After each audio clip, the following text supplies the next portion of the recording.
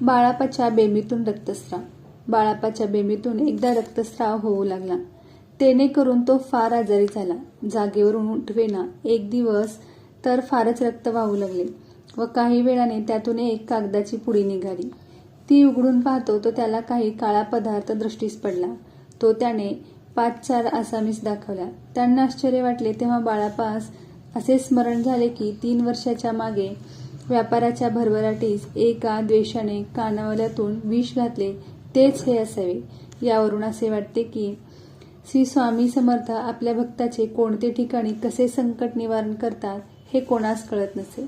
असो, बाळापाला अंमल बराच बसला व असे आणखी 2-4 चमत्कार त्याच्या अनुभवास आल्यानंतर त्यांची दिवसेंदिवस जास्तच भक्ती स्वामीचरणी बसू लागली.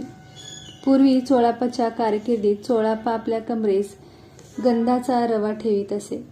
तो दगडावर उघडून जेथे महाराज स्नान करीत तेथे तो कपाळास लावित असे. पुढे बाळापाचा अंमल सुरू झाल्यावर मग बाळापा सर्व तयारी ठेवीत असे. ज्या ठिकाणी महाराज स्नान करीत त्या ठिकाणी ऊन पाणी, केशर कस्तुरीचे गंध व नैवेद्यास 1 वाटीभर खीर. महाराजांची राहण्याची जागा एक नसून कधी रानात, मस्जिदीत, महारवाड्यात, देवळात, कोणाच्याही घरी, रस्त्यात, अगर शेतात भलत्याच ठिकाणी शौचास बसावे. भलत्याच ठिकाणी स्नान, कधी स्थिती असे. चैत्र वैशाख 2 महिन्यात श्रीस केशराची उटी लावी. 3ऱ्या प्रहारी 1 वाटीभर पणे आमरस किंवा ज्या दिवसात जे असेल ते 1 वाटीभर द्यावयाचे. वाटीपेक्षा जास्त मात्र महाराज कधी घेत नसत. गणपतरावाने स्वयंपाक करावे. नरसापाने पाणी तापवावे. सुंदराबाईने भरवावे. श्रीपाद भट्टाने पूजा करावी. बाळापाने सर्व जिन्नस आपल्या ठिकाणी बाळगून वेळच्या वेळी व्यवस्था पाहावी असे कामे वाटलेली असत. बाळापास पाणी आणण्याची लाज वाटत असे. एक दिवस महाराज म्हणाले, निर्लज्जो गुरु सानिध्यो. हे ऐकून बाळापाने लाज सोडून दिली व तो एकनिष्ठपणे सेवा करू लागला. सुंदराबाईची गोष्ट. सुंदराबाई फार कडक स्वभावाची असून सोलापूरची राहणारी होती. तिच्या पायास काही व्याधी झाल्या कारणाने राहणारी ती अक्कलकोटात सेवा करण्यास राहिली. पुढे चोळापाची व तिची ओळख पडल्यानंतर काही चोळापाची सेवा तिने पत्करली. भरवणे, स्नान घालणे, शौचास वगैरे नेणे. परंतु ती राहतेवेळी महाराजांनी चोळापास म्हटले की चोळ्या हिला ठेवू नको बरे, ही तुझ्या डोक्यावर मिरे वाटेल. पुढे महाराजांच्या म्हणण्याप्रमाणे सुंदराबाईचा पगडा चोळापावर झाला आणि तिला अतिशय धनलोभ झाला. ती पैसे घेतल्याशिवाय यात्रेकरूस दर्शन घेऊ देत नसे. बहुत करून महाराज तिच्या वचनात असत. कोण बाईची पूर्वपुण्याई असेल कोण जाणे. महाराजास निजा म्हणून सांगितले म्हणजे निजावे, उठा म्हणून सांगितले म्हणजे उठावे, आता जेवा म्हणून सांगितले तर जेवावे, नको म्हणून सांगितले तर जेवू नये. एक वेळ असा चमत्कार झाला की कोणी एका यात्रेकरूने बाईस काही न देता महाराजास 2 पेढे खाण्यास दिले. इतक्यात बाईची नजर तिकडे पोहोचली. बाई त्याचपाशी पूर्वी पैसे मागत होती. ते तिने दिले नाहीत म्हणून तिला राग आला आणि एकदम जाऊन तिने महाराजांचा गळा धरला आणि ती म्हणाली, नाही पेढा खावायचा. आहा, काय अधिकार हा! ज्याच्या सत्तेने जगाचे चलनवलन होते त्या समर्थावर यष्किंचित जीवाची केवढी सत्ता असावी. काय पुण्याईचा जोर आहे! पुण्याई संपेपर्यंत देवादिकांचे काहीच चालत नाही. त्यावेळी महाराज म्हणाले, चोळ्या रांडेला मस्ती फार झाली.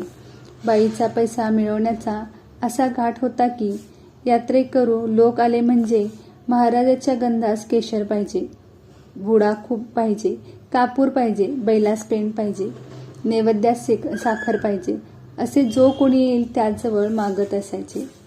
यात्रेकरू भाविक असल्या कारणाने बाईला पैसा देत. इतके असून कोणी नच देईल त्याला दर्शन होऊ द्यायचे नाही. लुगडे नेहमी फाटके नेसायचे आणि लुगड्याकरिता पैसे मागावायचे. सहज लोकांना दया येऊन बाई महाराजांची सेवा करीत आहे म्हणून तिला पैसे देत. अशी शेकडो यात्रा येणारी हिचा कारखाना हाच होता. बाईने द्रव्य बरोबर मिळवले जिकडून साधेल तिकडून ती द्रव्य मिळवीत असे. बाईच्या अशा कृतीने महाराजांचे केव्हा केव्हा हालही होत असत. एके दिवशी महाराज जोशीबुवाच्या मठात असत. त्या दिवशी दत्त जयंती होती. यात्रेची गर्दी फार करिता महाराजांना सकाळी 4 वाजता स्नान घालून भोजन घातले.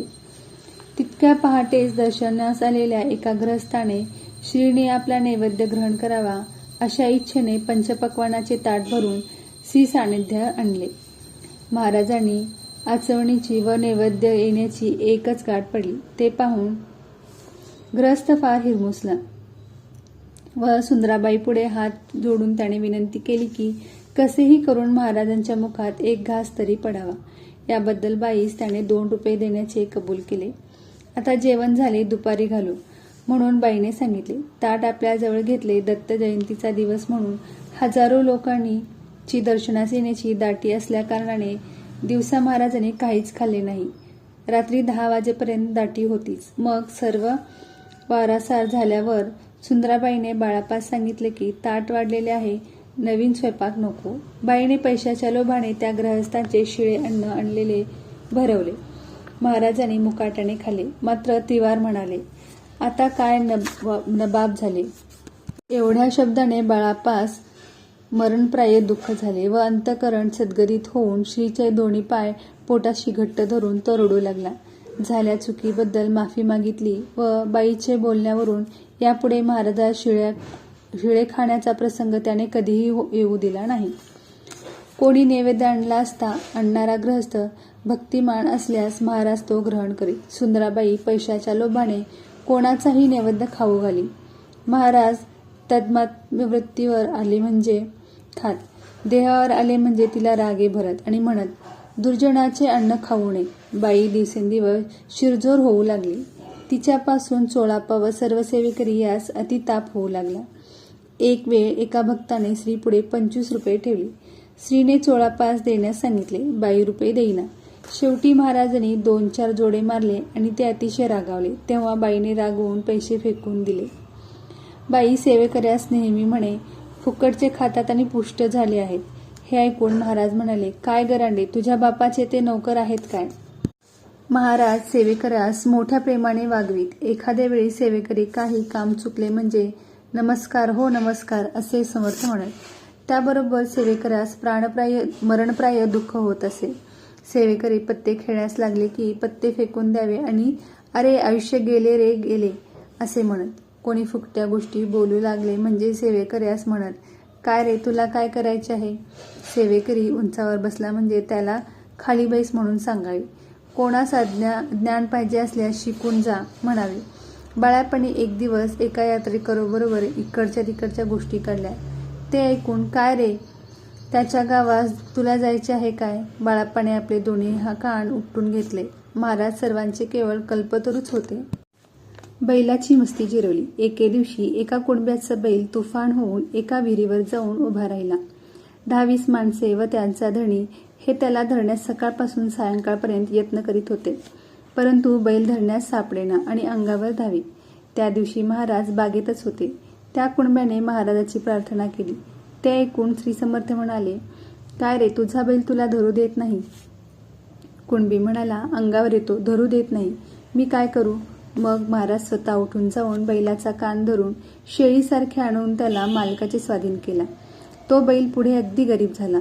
सर्वत्रास मोठे समर्थांच्या सामर्थ्याचे कौतुक वाटले.